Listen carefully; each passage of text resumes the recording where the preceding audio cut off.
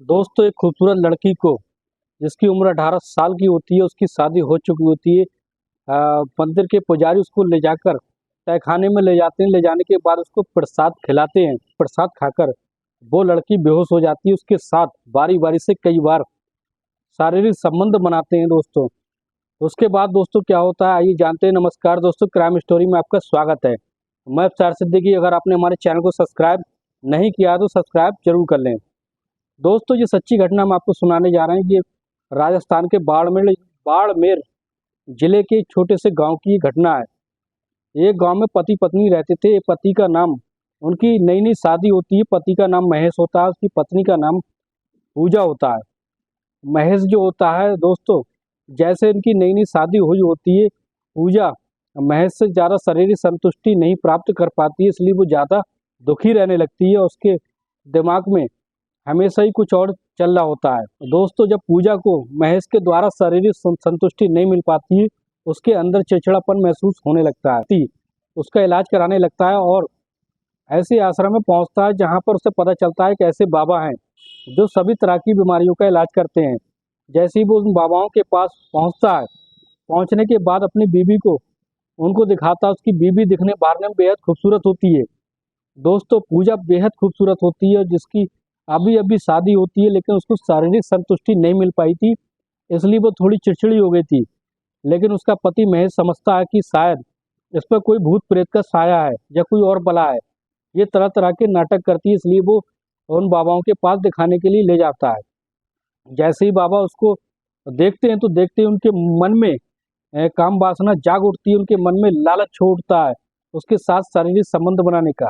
दोस्तों वे सोचने लगते हैं कि उसके साथ शारीरिक संबंध बनाने के बारे में, और फिर वो एक ऐसा प्लान बनाते हैं। बाबा बाबा कहता है कि महेश उसके पति से कहता है कि तुम बाहर बैठो, हम अंदर तुम्हारे पत्नी को ले जाकर इस पे हवन करेंगे। हवन करने के बाद इस पे भूत प्रेत का अगर साया होगा, हम जल्द से जल्द उतारेंगे।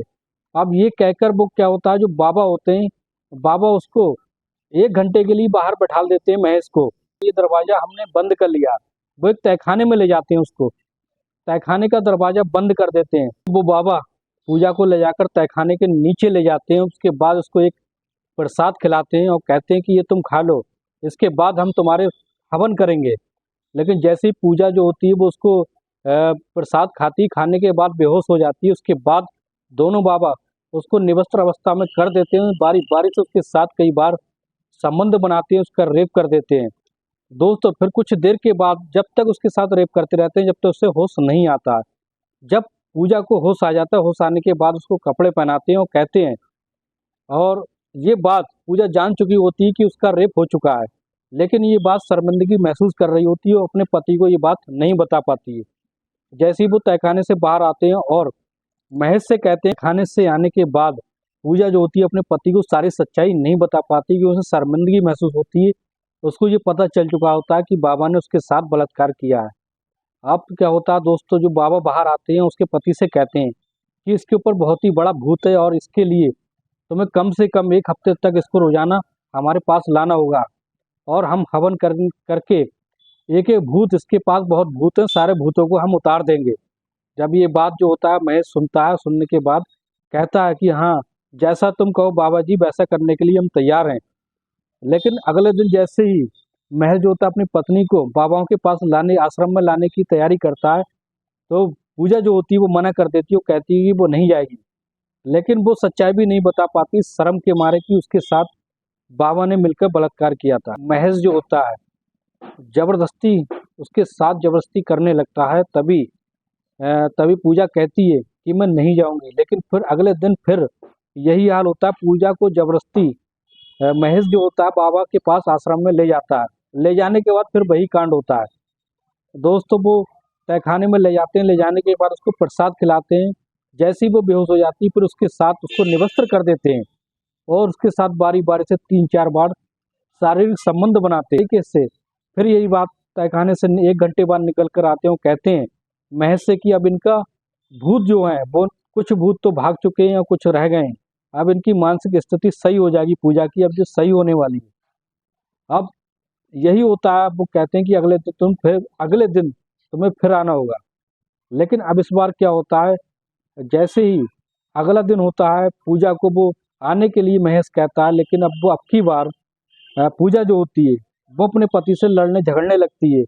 और आखिर में आकर जब वो ज़्यादा ही परेशान तंग हो जाती है, अपने पति से सारी सच्चाई बता देती है। कहती है कि बाबा बाबा जो हैं वो ढोंगी हैं, सिर्फ मेरे साथ उन्होंने मेरा बलात्कार किया है, कुछ नहीं किया है, बल्कि वो भूत भगाने के नाम पर मेरे साथ बलात्कार करते हैं। उन्होंने 2 दिन तक मेरा बलात्कार किया है, और ये बात शर्म से मैंने तुम्हें नहीं बताई थी।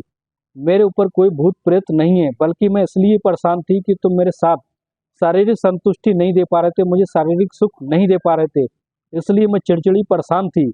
और इस बात का फायदा उठाकर उन बाबा ने मेरे साथ जबरदस्ती की है।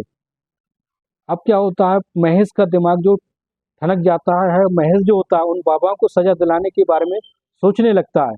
तो अब वो ऐसा प्लान बनाता है कि उन बाबाओं को रंगे हाथ पकड़ना चाहता है। दोस्तों, पुलिस थाने में जाकर ये रिपोर्ट दर्ज कराता है, पुलिस को अपने साथ ले जाता है और अपनी पत्नी को बाबाओं के पास ले जाता है।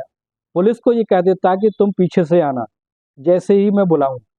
अब जैसे ही उन बाबाओं का कार्यक्रम चालू होता है, जैसे ही प्रसाद खिलाकर उसको बेहोश कर देते हैं, उसके साथ संबंध बनाने की कोशिश करते हैं, वैसे ही पीछे से पुलिस आ जाती है और आने के बाद बाबा को रंगे हाथ पकड़ लेती है। वो उसको उसके साथ शारीरिक संबंध बनाने वाले होते हैं, वैसे ही वो बाबा को पकड़ लेती है। ले जाने के बाद दोस्तों पुलिस जो होती है दोनों बाबा को 3rd डिग्री देती है। तो सारे बाबा जो होते हैं वो बाबा कबूल लेते हैं कि हमने ऐसी कई महिलाओं के साथ यही ढोंग करके कई महिलाओं के साथ हमने कब से उनका उनका संबंध बनाते आ रहे हैं, उनके साथ हम रेप करते आ रहे हैं, यही हमारा पेशा है, हम कोई बाबा नहीं है।